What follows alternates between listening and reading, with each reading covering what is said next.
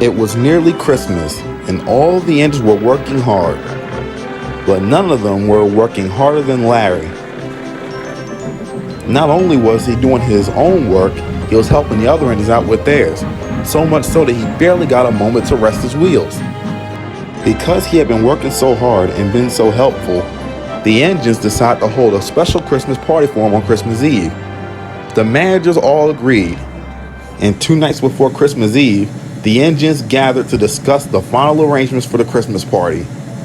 Ray had scheduled Larry on a late passenger train so he wouldn't stumble upon the meeting. Does everybody know what they're doing? Tonya asked. Yes, we do, replied the engines. This is so exciting, bubbled Taylor. Larry's gonna be so surprised, added Kryssy. Wait a minute, pondered Cristian. There's something we're forgetting. What are we forgetting? Asked Kevin. How are we gonna keep Larry in the dark about this thing on Christmas Eve? With him working around here, he's sure to get suspicious. I have an idea, said Keira, and the other gens looked at Keira. Just send Larry to work at the quarry in my place. That'll keep him occupied. That's a great idea, exclaimed Ian. It certainly is, agreed Mr. Egan. I'll start making arrangements, Ray added.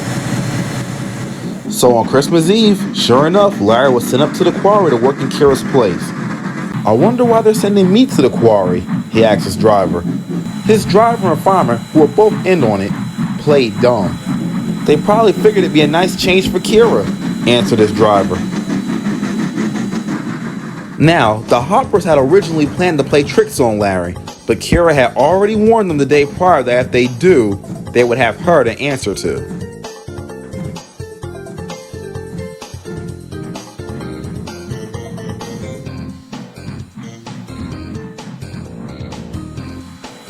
Perhaps they behaved too well, because Larry finished all of his work early. The quarry manager gathered all his workers together in front of Larry. You all have done well, not only today, but all this year. Enjoy your weekend off. See you on Monday.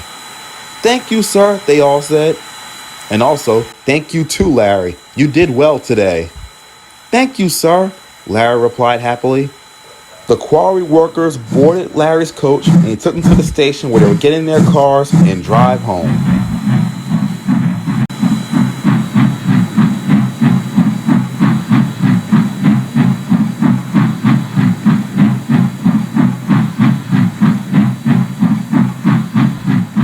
Meanwhile, at South Plainsville, the other renters were busy finishing up their work and preparing the station for the party when Aiden had an accident.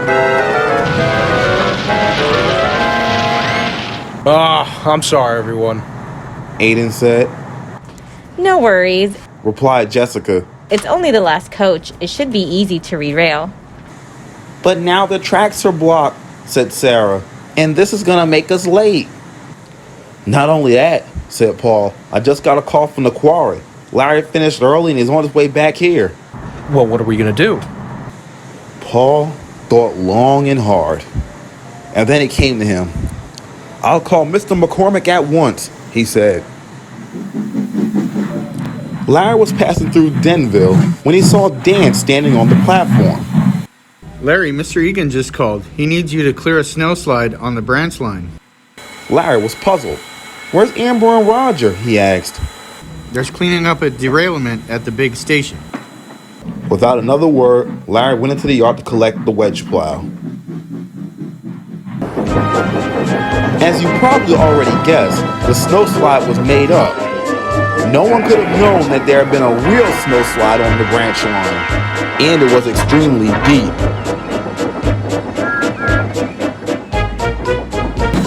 Careful, Larry, called his driver, but it was too late.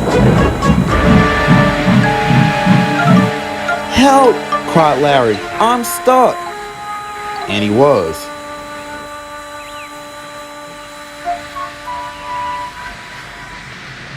Back at South Plainsville, they were putting the finishing touches on the decorations for the party. It's all coming together nicely, said Taylor. I wonder when Larry's gonna get here, said Jorge. Mr. Egan then walked in front of the engines looking concerned. What's the matter, sir? asked Keira. I just got a call from the cement works manager. Larry never arrived, but Mr. McCormick and Dan said he certainly left Denville, so he must be in trouble. Amber and Roger, I would like for you to collect the rotary snowplow and go looking for him. Yes, sir, they said. And I'm coming too, said Keira. Larry could be in real danger. I have to see he's all right. I have absolutely no issue with that, said Mr. Egan. Soon, Amber, Roger, and Keira were coupled up to the rotary snowplow, and they set off to find Larry.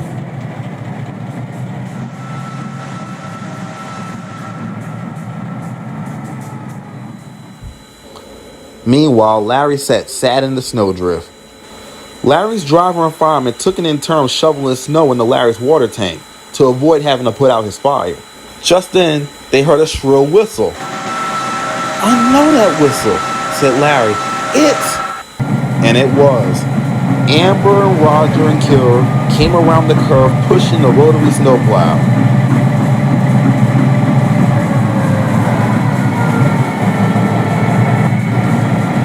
Oh, Larry, are you all right? Said Keira.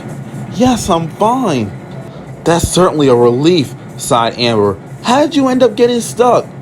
There's no time for talk now, grumbled Roger. Let's get Larry out of here. The rescue train turned around on a loop track and pulled Larry and the snowplow out of the snowdrift, and they set off for home.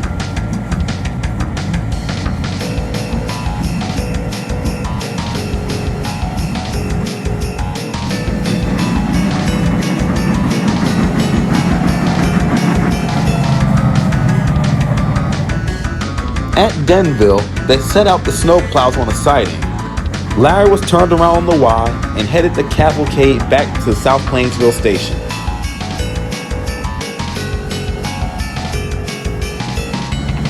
When he arrived, he was shocked to see all the engines gathered there and all the decorations. What's all this for? Larry wondered. It's for you, you silly engine, laughed Keira.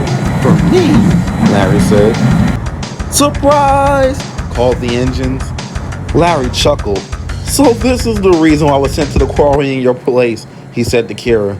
Yes, it was, Keira smiled. But why? Why all this for me? Because, said Cristian, we all feel you deserve it. That's right, said Mr. Egan. Larry, over the past couple of weeks, you've worked really hard, helping the other engines with their work, as well as getting your own done. We're very proud of you, added Ray. And we're very lucky to have an engine like you around, Keira said. Thank you, Keira, that means a lot. And thank you, all of you, for this. You're welcome, replied the other engines in unison. Larry looked at all his friends and smiled. This Christmas certainly was a very special Christmas for them and him.